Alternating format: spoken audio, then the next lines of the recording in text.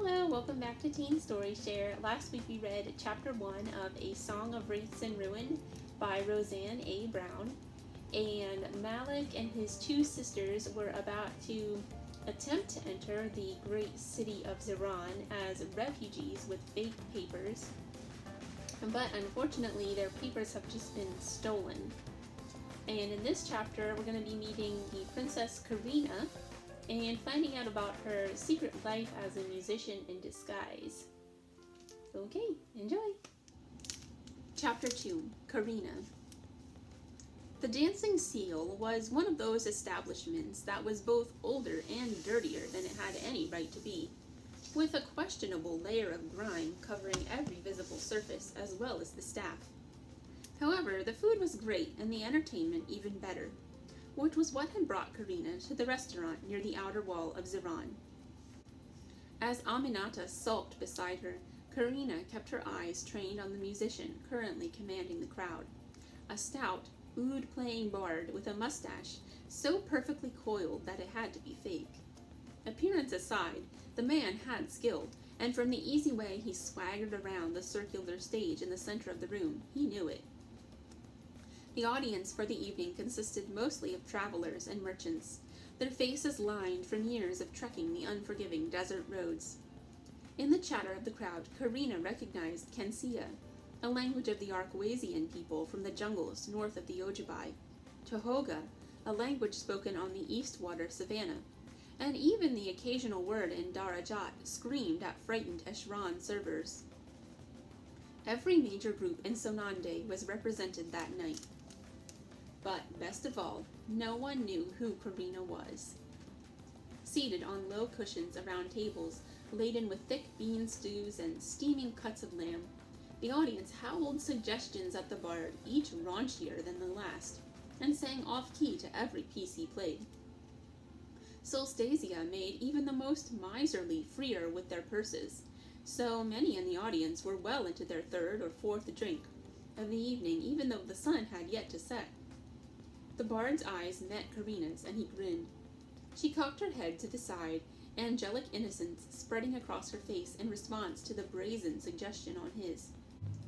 "Are you going to stand there looking pretty, or are you going to play something worth listening to?" she challenged. Another howl went up through the audience, and the man's dusky cheeks purpled. Despite its less than sanitary appearance, the Dancing Seal was one of the most respected music venues in Ziran. Only the best musicians could win over the crowd here. The bard proceeded to play a raucous song that detailed the doomed love affair between a lonely spirit and a poor slave girl. Karina leaned back on her cushion as she examined the man. Her original appraisal had been correct. He was quite talented, twisting the melody in time with the shifting mood of the audience, and biting into the tune at the story's climax. If she had to guess, he was likely fire-aligned. That alignment had a flair for the dramatic. Smoothing her headscarf to ensure not a single strand of her hair fell out of place, Karina leaned toward her companion.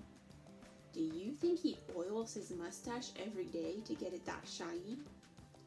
"I think we've been here too long," replied Aminata, angling herself away from the suspicious fluid that covered their table. "We've been here 10 minutes. "Exactly." Karina rolled her eyes, wondering why she'd expected any other response from her maid. Convincing a fish to swim on land would be easier than convincing Aminata to relax for even a single night. "It's Solstasia, Mina. We may as well enjoy ourselves. Can we at least go somewhere that isn't filled with people who could stab us?"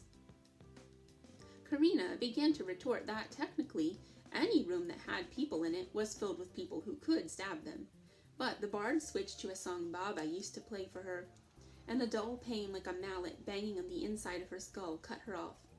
Squeezing her eyes shut, Karina breathed out through her teeth and gripped the edge of the table until splinters dug into her skin. Aminata frowned, realizing at once what had triggered the migraine.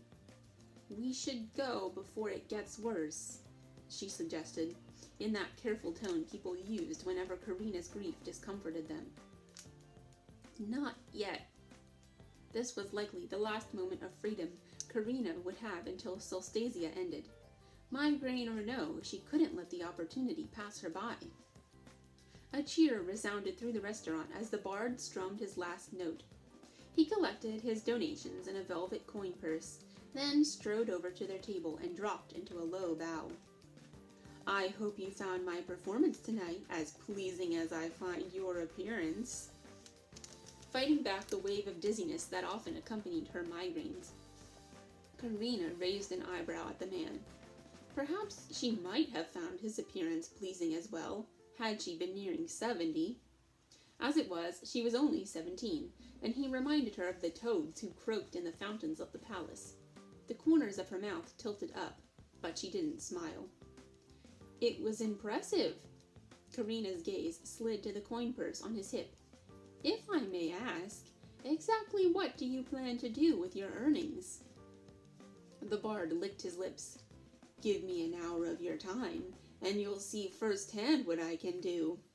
Aminata gave a barely concealed snort as Karina replied, I think I know of the perfect home for your coins. And where may that be, my sweet gazelle? He leered. Karina checked his left palm, no emblem, meaning he was unaligned. This man was from somewhere very far from here, the Eastwater Savannah, perhaps. In my pocket. Karina leaned forward until her nose was inches from his, close enough to smell the orange essence he definitely oiled his mustache with. I'll play you for them. One song. Audience decides the winner. Surprise, followed by annoyance, flickered across the bard's face. Karina bit back a laugh. Do you even have an instrument? I do. Aminata? Aminata sighed, but dutifully passed the leather case in her lap to Karina. The bard sneered when he saw the state of Karina's oud. Thin cracks lined the instrument's pear-shaped body, and the floral patterns Baba had carved into its neck had long faded beyond recognition. But holding the last gift her father had ever given her, sent a wave of calm flooding through Karina, dulling the ache in her head. If I win, said Karina, nonchalantly tuning one of the oud's 11 strings, I get all the money you earned today. And when I win, said the bard, you will give me the honor of calling you mine for the rest of the night. It took all of her self-control not to visibly gag. Deal. In the spirit of Solstasia, I'll allow you to pick the song. The bard's eyes narrowed, but then his grin widened. The Ballad of Bahia Alahari. The pain in Karina's head throbbed anew as her heart constricted. Baba had loved that song. Refusing to let her opponent see he'd rattled her, Karina simply said, After you. The Ballad of Bahia Alahari was a mournful tune that told the story of how the first Sultana of Ziran had battled her own husband, the Faceless King, when he had sided with the Kenouan Empire during the final battle of the Pharaoh's War. Within minutes, the audience had tears streaming down their faces, many even openly sobbing. However, a number of patrons, many of whom were noticeably non-Zirani, seemed unaffected by the performance, and Karina kept her attention on them as her opponent played. With one last haunting note, the bard lowered his oud as a raucous cheer filled the air. Your turn, he said, his eyes roaming over her body with a predator's gaze. Karina stepped forward, moving her hands into position and ignoring the snickers at her instrument's destitute state. Yes, her opponent was good, but she was better. Too fast for anyone to stop her, Karina leaped from the stage onto the table in front of her, earning startled yelps from its occupants, and slammed her sandaled foot on it in a steady rhythm that echoed through the restaurant. Though Karina wasn't facing her maid, she knew Aminata was clapping along, scowl and all.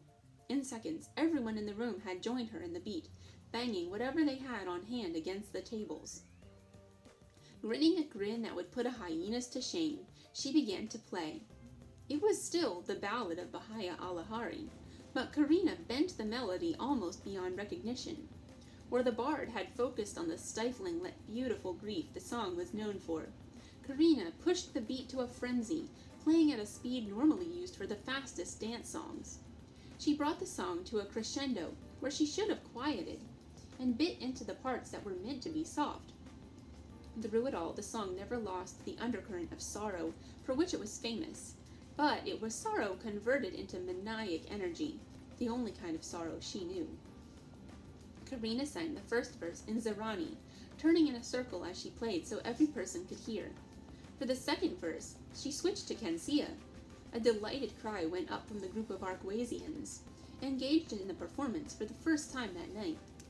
Then she went to Tehoga and back to Kensia. With each verse, Karina made sure to hit a different major tongue of Sonande. The only language she did not sing at least a line in was Darajat.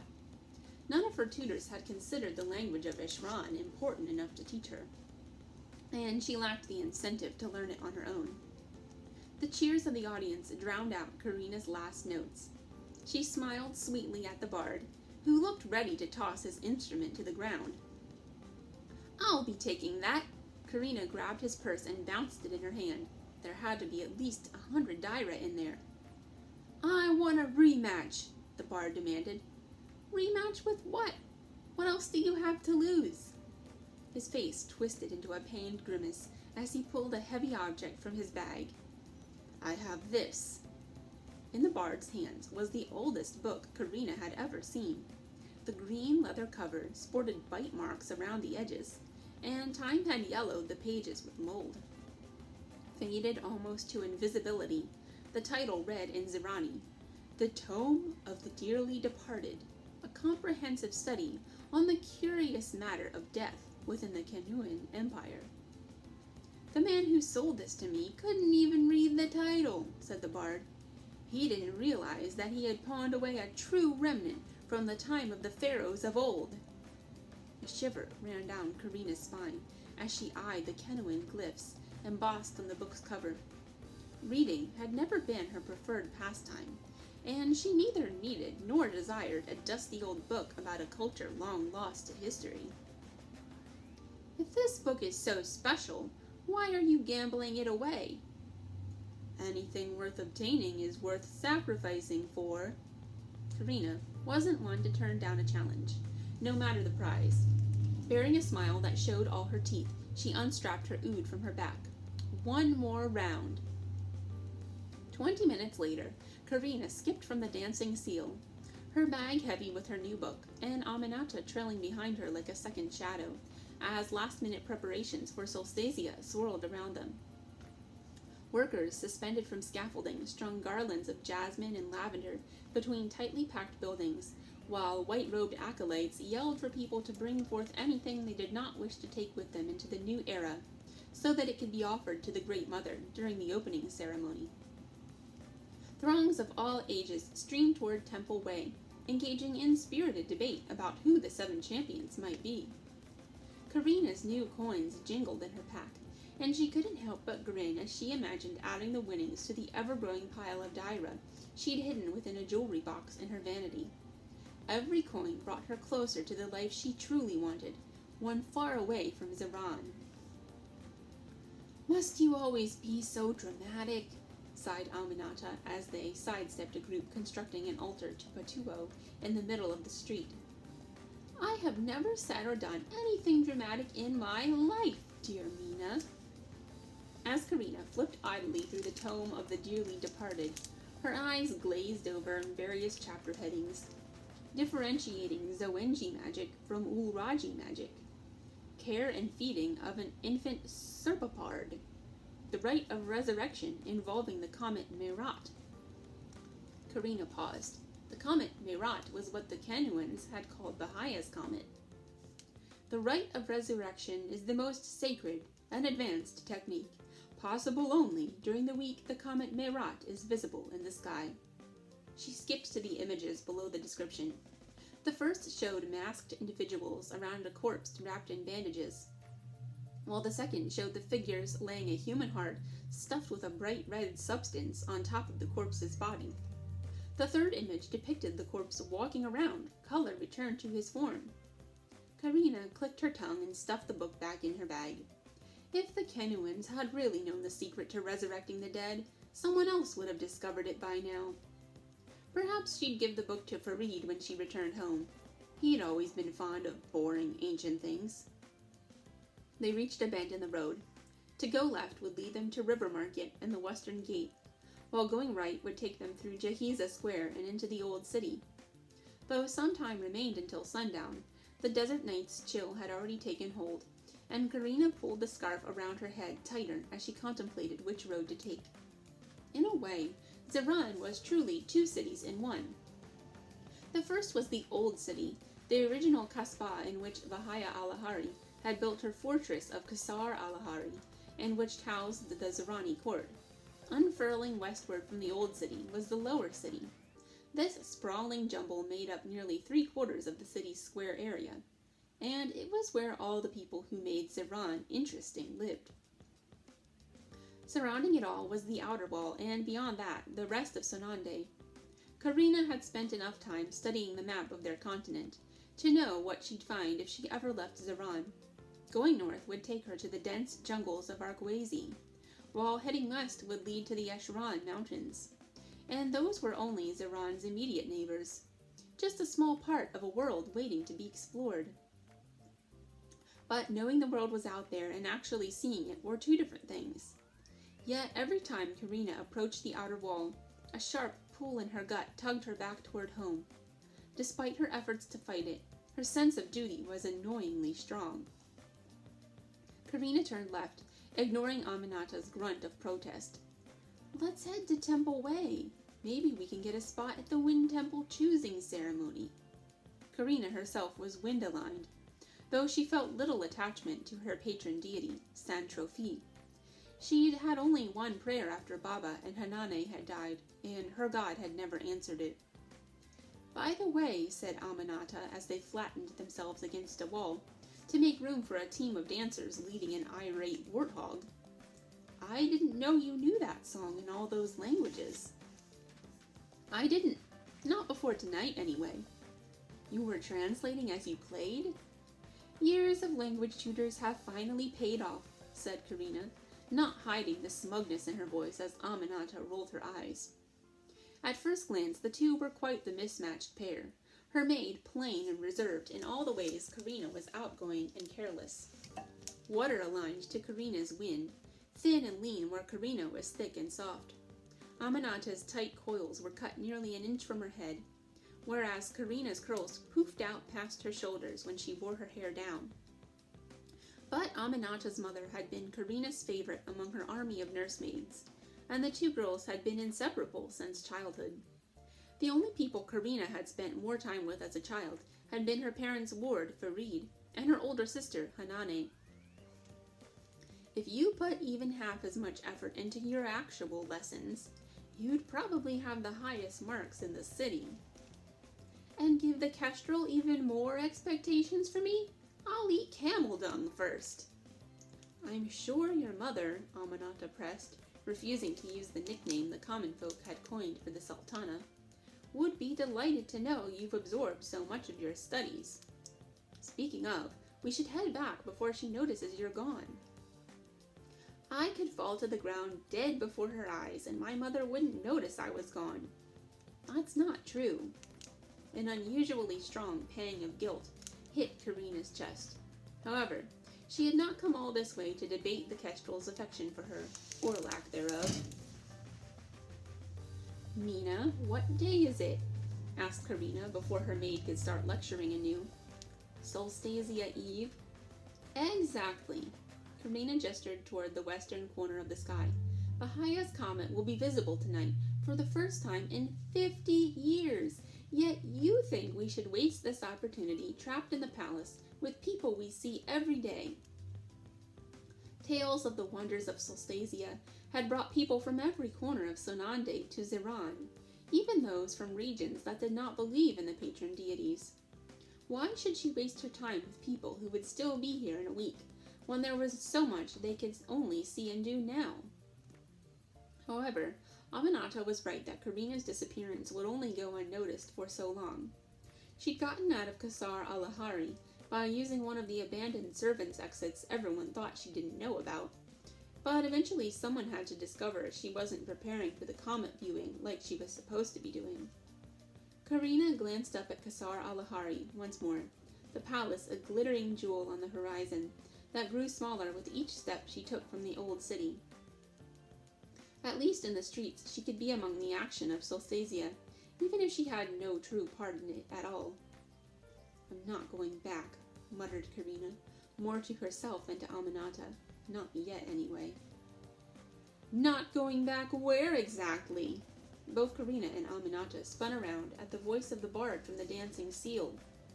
He slid from the shadows with a knife in his hands, forcing the girls to back up against a building.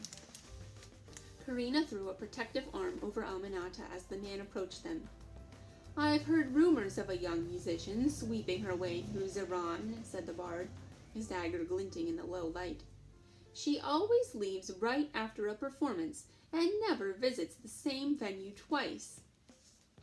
Karina's eyes swept the street for aid, but it was maddeningly empty.